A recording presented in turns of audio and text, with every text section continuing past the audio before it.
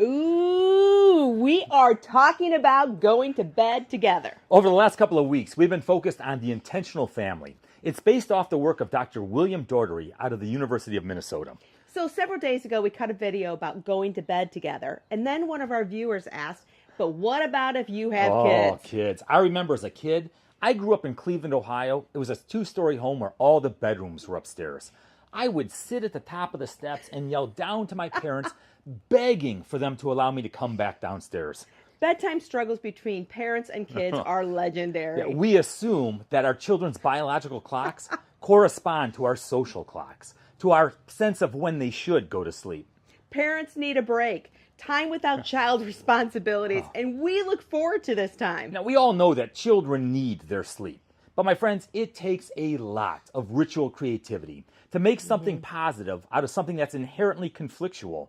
I mean, predictability is the hallmark of ritual, and it is extremely important to establish a clear bedtime for children, at least until their teen years. So periodic renegotiations of a later time, of course, is warranted. But continual debate over bedtime erodes the possibility of parent-child connection during their bedtime ritual. Unnecessary conflict ensues when parents are too flexible with their bedtimes, or when a parent lets a child decide every night what time they're going to go to bed, because there will inevitably be disagreements and debates. The transition phase is extremely important, especially in young children. And the process of transition, it needs to begin well in advance of when the child is actually in bed and under covers. You've got your bath time, you got your PJ time, you got your possible snack time, and then you've got your time where you can cuddle, where it's going to be calm and they're going to get ready for bed. Yeah, no roughhousing. Not organizing the transition phase early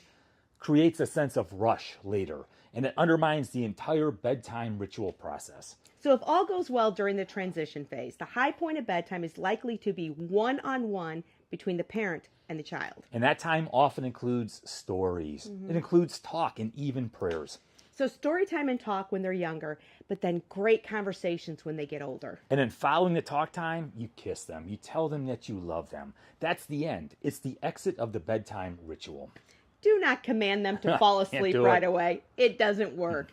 But allow them to read, even play quietly in their room, even with the door closed. The key is let the ritual end without struggle. Avoid the parent trap. You know what I'm No. talking about. Dad puts them to bed, and all of a sudden they want mom, and then they want dad. Decide who does the bedtime ritual, which child on which night. And dads, you need to step up. I mean, the truth is, moms, most of them work outside of the home, and they take the vast majority of responsibility for health care, or for child care, and for taking care of the house, and for cooking. And so, dads, it is important that we step up at this important ritual. And it's important that the children know that either of their parents can connect with them through this bedtime ritual. Yeah. Parents, you need to agree on all the ground rules. Consistency is key. The bedtime ritual works best when both parents generate the rules. Both parents agree to the rules. You communicate them to the child, and you both enforce them. Turn what often is a negative experience into a positive experience.